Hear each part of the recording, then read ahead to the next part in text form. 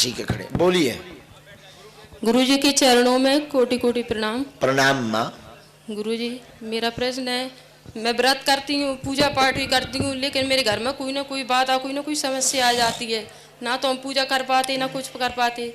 और 11 अमावस्या पूर्णिमा ये आती हैं, जब भी हमारे घर में कलेश होता है बहुत ज़्यादा। और हम जिस घर में रहते हैं उसमें गौड़ बब्बा भी हैं, माता जी का भी स्थान है। तो कोई कहता है आप गौड़ बब्बा की वजह से परेशान हो, कोई कहता है आपको पितृ परेशान कर रहे हैं, कोई कहता है आपके घर में माता जी का स्थान ऐसा है, कुछ समझ में नहीं आता। कोई कहता है आप बीजासन मैया की पूजा दे दो, उससे आप ठीक हो जाओगे। बहुत ज्यादा रात दिन बहुत परेशान हो रहे हैं। का निपटारा तो दरबार में होगा माँ, लेकिन आपने जो तिथियां बताई उनमें एक तिथि घातक है, अमावस्या। हाँ गुरुजी, जो अमावस्या हमारी कभी दीपावली की हम कभी पूजा नहीं कर पाते, जी समझ लो। तांत्रिक क्रियाएं अमावस्या को पावरफुल रहती हैं।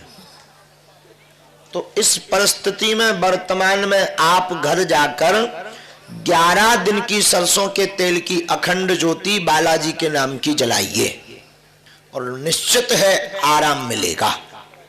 बस कहानी। हाँ जी, उन्हें दे दीजिए, तुम खड़े हो। हाँ जी, माइक लो। हाँ जी, हाँ जी, इन्हीं को दीजिए जी। गुरुदेव प्रणाम। प्रणाम। गुरुदेव, वैसे तो मतलब मैं इस लायक नहीं हूँ, लेकिन मेरे पिताजी रामायण जी का पाठ काफी करते हैं। तो पिताजी ने एक चौपाई का पूछा है, क्योंकि उसमें एक किसी सिद्ध पुरुष को दर्शाया गया है, मगर आज तक वो समझ नहीं पा रहा है। तापस तेज पुंज एक आवा।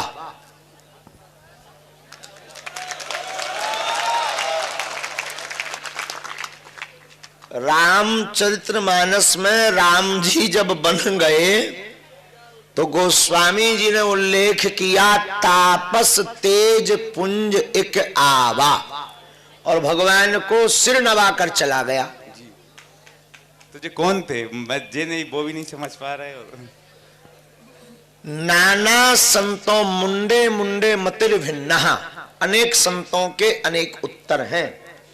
यहां पर कोई हनुमान जी को कहता है कि हनुमान जी प्रभु के बिना रह नहीं पाते, तो वो तेज पुंज सिर्फ हनुमान जी ही है, इसलिए हनुमान जी ही उनको प्रणाम करने आए।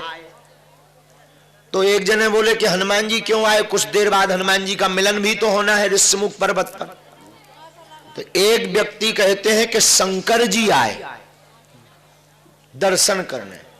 तो एक संत कहते हैं कि वो भी कुछ देर पहले दर्शन कर चुके हैं। तो कौन आया है? बोले भाई गोस्वामी तुलसीदास जी यहां वाल्मीकि जी का उल्लेख कर रहे हैं, लेकिन हमारी बुद्धिमति के अनुसार सर्वसम्मति से हमने ये भाव माना कि तापस तेज पुंज एक आबा वो कोई और नहीं शंकर जी ही हैं। क्योंकि जब माता सती के साथ एक बार त्रेता युग माही शंभु गए कुंभज ऋषि पाही पूजे ऋषि अखिलेश्वर जानी।